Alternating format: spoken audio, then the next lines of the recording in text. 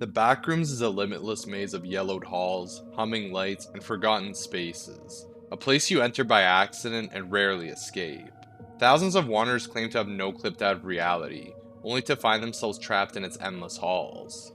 But the most terrifying part of the Backrooms isn't the environment, it's what lives inside of it. Across the levels, countless entities stalk, hunt, and mimic the lost. Some are passive, some are territorial, and others exist solely to erase anything human that crosses their path. In this video, we're going to break down these entities one by one, their appearance, behavior, threat level, and most importantly, whether it's possible to survive a direct encounter. We're going to explore what makes each of these creatures so dangerous, and what little hopes you may have if you ever find yourself wandering the Backrooms alone.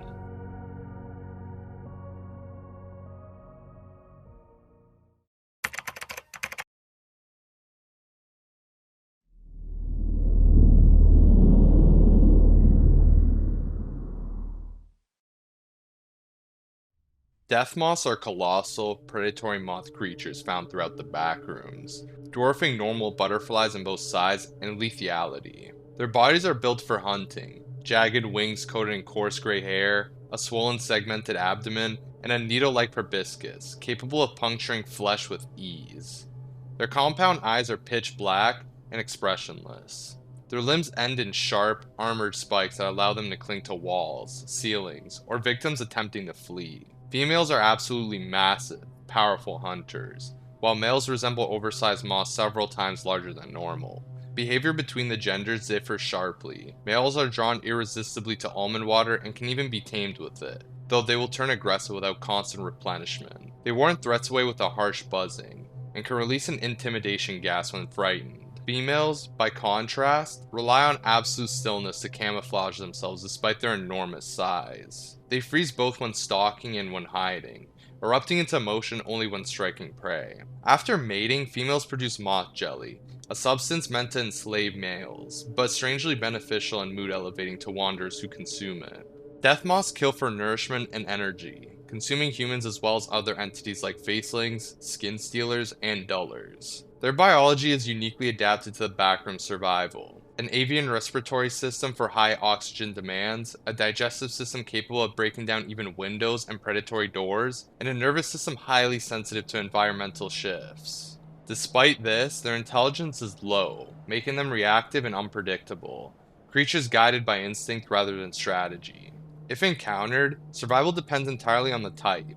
Male deathmoths can be distracted, lured, or pacified with almond water, while females are nearly impossible to evade once aware of a wanderer's presence. Their size, strength, and piercing mouthparts make direct confrontation fatal. The safest strategy is detection and avoidance. Spot them early, stay out of their feeding radius, and never mistake their stillness for safety.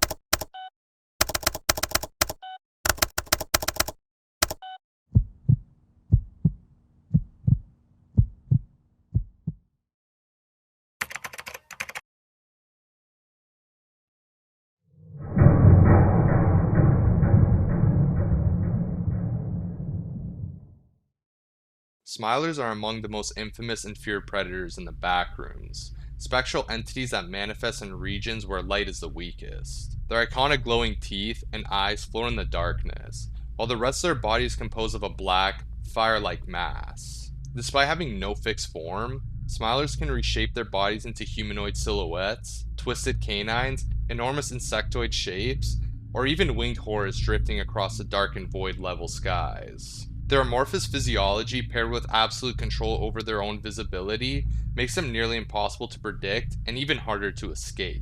Highly intelligent Smilers hunt with intention rather than instinct. They cooperate, communicating telepathically across unknown distances, coordinating movements and ambushes with disturbing precision. Those who encounter them often report taunting voices, distorted, ever-changing, and dripping with malice, used to lure wanderers deeper into the darkness. They do not kill for sustenance, but for pleasure, leaving behind mutilated bodies and ritualistic carnage that the Meg refuses to publicly release, for fear of widespread panic. Once a Smiler has found you, more are likely already on the way, converging with terrifying speed. Yet even these near-invincible predators have a weakness. Smilers recoil in pain when exposed to visible light. Some flee immediately under a simple flashlight beam, while others push forward despite the burning. Fire is their true vulnerability.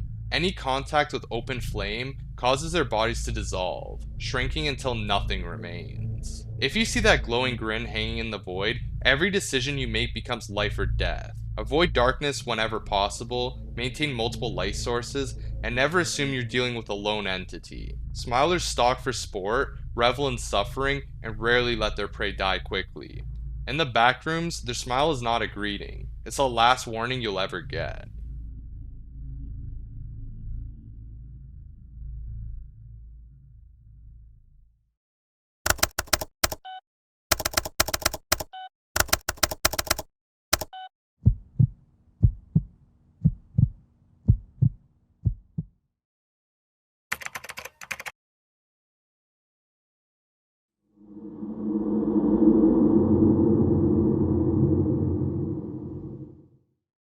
Facelings, also known as the vacant face or Homo corruptium, are one of the most widespread humanoid species in the backrooms. From a distance, they often appear convincingly human, but close inspection reveals unsettling distortions. Smoothed over faces, missing features, stretched skin, and mannequin like imperfections that only become obvious within a few meters. Roughly 40% display an artificial CGI appearance, as if crudely edited by erasing or smearing their facial structure. Some retain one or two facial features, while others, called false facelings, can alternate between a blank face and a human-like one at will. Despite lacking eyes or a mouth, facelings somehow perceive their surroundings with human-level clarity. Their behavior varies wildly. Most adult facelings live eerily mundane lives, jogging, cleaning, driving, or mimicking social routines as if trapped in a simulation of humanity. However, around 26% of adults become violent without warning, showing predatory impulses, attacking wanderers, and sometimes even turning on other facelings. Hostile individuals often carry improvised weapons such as scalpels, cleavers, hammers, and even firearms. Some sport jagged teeth for biting, and a number have been known to transmit the hydrolitous plague through their saliva. Female facelings may sharpen their nails into claws, coating them with cashew water or liquid pain. Their attacks are described as relentless, leaving survivors with severe injuries or missing limbs. Despite this, most facelings are not immediately dangerous.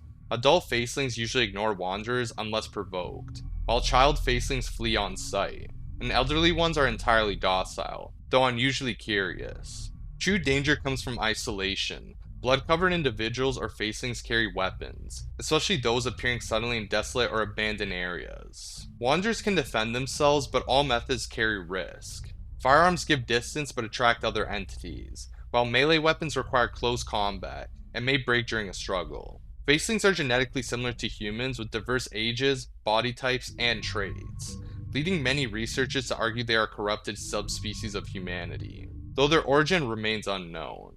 In the backrooms, they embody the uncanny imitation of human life, familiar enough to approach, alien enough to fear. Among them, survival comes down to vigilance. Most facelings will ignore you until one suddenly doesn't.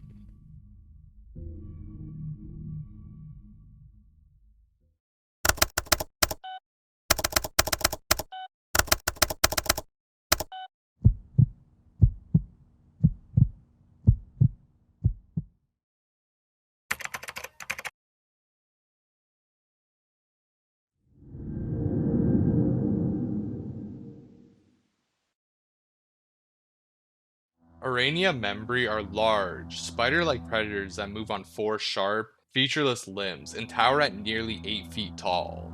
Their faces resemble carnivorian skulls, complete with full sets of teeth, but no eyes or tongue. Their bodies are coated in a hardened form of Neurolola black, allowing them to melt into darkness and disappear at will. When they move, their limbs produce a loud metallic clanking, an unnerving sound, but one that gives wanderers a crucial warning before an attack. These creatures typically hide above ceilings or in dark overhead cavities, waiting silently for prey to draw near. Once a wanderer approaches their nesting spot, the Aranea Membri tears open the ceiling and drops into full pursuit. During this hunting stage, they can reach speeds of up to 50 miles per hour in straight hallways, trampling or crushing victims with ease. They also use their momentum to tear through obstacles and walls, making them especially deadly in narrow and closed levels. After killing their target, the creature drags the body back through the ceiling opening and vanishes into the darkness. Fortunately, these entities have limited intelligence and will often abandon a chase if a wanderer escapes long enough or uses sharp turns to slow them down. Despite their terrifying appearance, Aranea Membri are ultimately biological creatures. Autopsies show rubber-like limbs, few internal organs, and skull-like heads made entirely of bone. They can suffer mortal wounds, fall into traps, and even get sick like ordinary animals. Age and sex can be identified by their skull. Males possess small antlers while females do not. Females appear far more common, as most attack reports involve antlerless individuals. Older Aranea Membri lose their teeth over time, though their exact lifespan remains unknown. Records hint at earlier versions of this entity dating back to the 19th century, possibly an ancestral form that evolved into the modern Aranea Membri. The first confirmed footage appeared in April of 2022, revealing the creature's true size, speed, and lethality. Since then, it has become one of the Backrooms' most feared, ceiling-dwelling ambush predators, one whose approach you'll hear too late, and whose pursuit you may not outrun.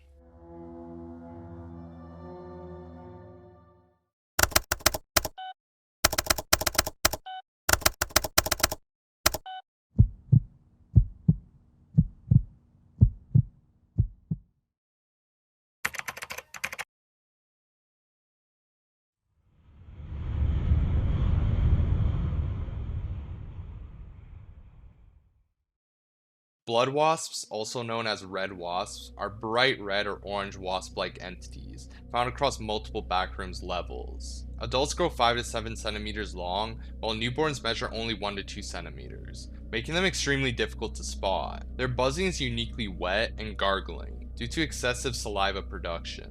Though small, blood wasps move at 10 to 15 kilometers an hour, fast enough to outrun most wanderers. Their vision is extremely advanced. They can perceive around 300 flashes per second, which makes hiding or camouflaging nearly useless. Some individuals carry small cocoons on their backs, used for blood storage. Blood wasps attack in swarms of 10 to 20 when hungry or provoked, stinging victims with serrated stingers that inject a venom preventing blood clotting. This causes rapid hemorrhaging, allowing the swarm to drink freely. Their venom induces fatigue, slows reaction time, and becomes increasingly painful the more one is injected. Almond water cannot counteract the effects. Wasps drink 4 to 5 milliliters of blood every 1 to 2 days, and many kill a wanderer outright or simply extract small amounts. This depends on the individual behavior. They generally remain passive toward other entities such as Deathmoths, Smilers, Skin Stealers, and Facelings, though interactions vary by level. Their biology differs significantly from normal Earth wasps. Blood wasps possess internal organs that filter and process blood into nutrients, saliva glands that preserve blood, and specialized cocoon structure that stores large amounts of filtered blood for hive use. The cocoon's blood passes through a similar system to a kidney, purified before storage, a painful process for sensitive males, who manage much of the filtration. Their saliva, known as wasp saliva, dissolves into blood and prevents decomposition, making it valuable for medical applications and capable of treating many blood-related conditions. Blood wasps can reproduce sexually or asexually, giving them resilience across widely different levels. Females care for newborns, while males maintain hives. Both participate in hunting. Newly born wasps often rely on group feeding for survival. They frequently mistake liquid pain for human blood, consuming it leads to immediate death, giving wanderers a rare defense option. Survivors must avoid loud noises, hive disturbance, and open confrontation. If pursued, deep water or liquid pain can provide temporary escape, but any encounter with the swarm remains extremely dangerous.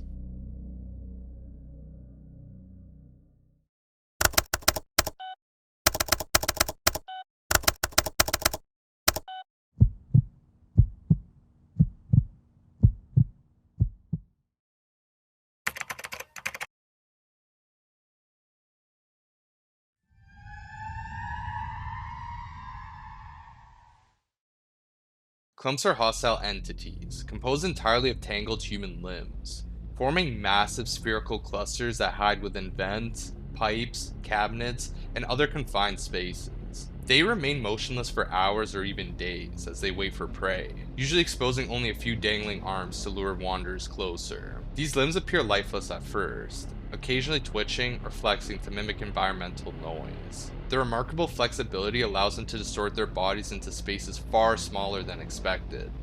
Some clumps reaching 6 feet in diameter are still able to compress themselves into gaps barely 2 feet wide. Their leathery scarred limbs show signs of past feeding violence, and each specimen possesses a single elongated arm capable of extending over 20 feet and lifting nearly 800 pounds. Clumps are ambush predators relying heavily on deception and patience. Once starved, they become restless and hyper-aggressive, pounding walls, clapping, or slamming doors to lure victims into range. Once a wanderer approaches, the entity's arms shoot outward with startling speed, wrapping around the victim and pulling them toward its central mass. Clumps can propel themselves at up to 20 miles per hour by violently contracting their limbs, allowing them to migrate between levels when desperate for food. Their intelligence is disturbingly high. They alter their environment, position their limbs strategically, and use noise to manipulate wanderer behavior. If prey escapes, the clump often gives up quickly, due to low persistence and limited problem solving beyond ambush attacks. Once prey is captured, clumps drag them into tight spaces such as vents or drain systems, then constrict and crush the victim before absorbing them into their body. The exact mechanism is unknown, but the absence of remains suggests complete biological assimilation. The crushing sounds heard during attacks implies enormous pressure is applied before digestion begins. Starving clumps have been documented fighting or cannibalizing each other, displaying extreme territorial behavior and desperation. Their origin remains unclear, though carvings resembling limb masses date back to the 1400s, suggesting a long and disturbing history of encounters long before their modern discovery in 2008. Surviving a clump encounter is extremely difficult. Wanderers must stay silent, as clumps are highly sound sensitive, and maintain a distance of at least 10 feet at all times. Any visible limb movement, hand gestures, or clapping should be treated as predatory bait rather than communication. Back away slowly without sudden movements, use light to expose hiding spaces, and never travel alone in areas where clumps are known to nest. If one begins moving toward you, immediate flight or level escape is the only viable option. Once a clump initiates an ambush, the likelihood of survival drops significantly.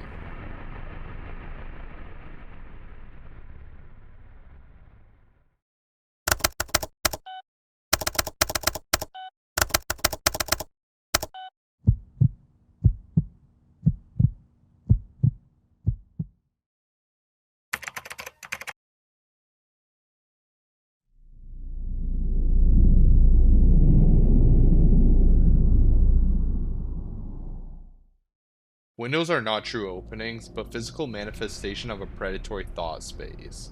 Entities that materialize whenever human cognition can sustain them.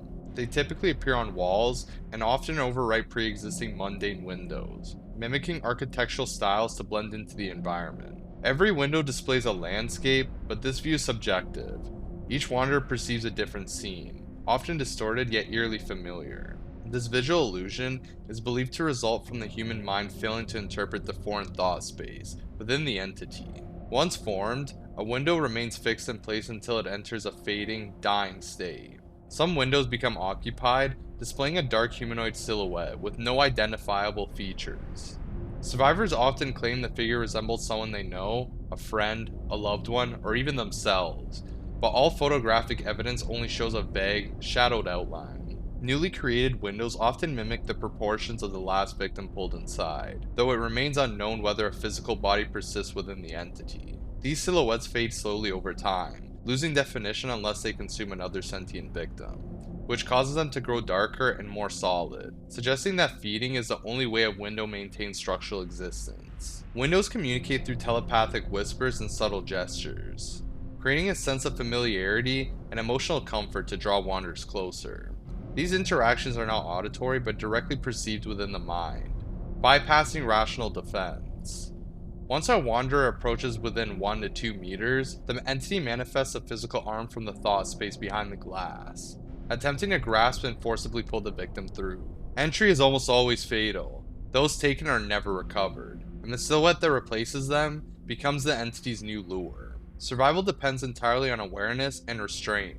Avoid rooms, hallways, or levels with excessive window structures, and report anomalous frames immediately, so they can be covered or marked. If viewing a window induces disassociation, intrusive thoughts, or a compulsive desire to approach, leave the area at once and seek psychological support. Mental vulnerability drastically increases the entity's influence. Never assume a window is harmless simply because it looks ordinary. In the Backrooms, familiarity is the bait, and comfort is a trap.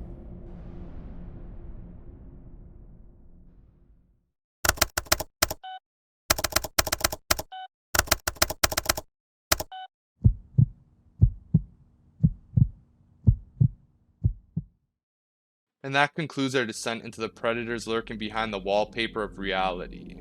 If you ever find yourself wandering those endless halls, remember, you're not supposed to be there, and something is always listening. Let me know in the comments what you guys want me to cover next. Thank you for watching, and until next time, friends.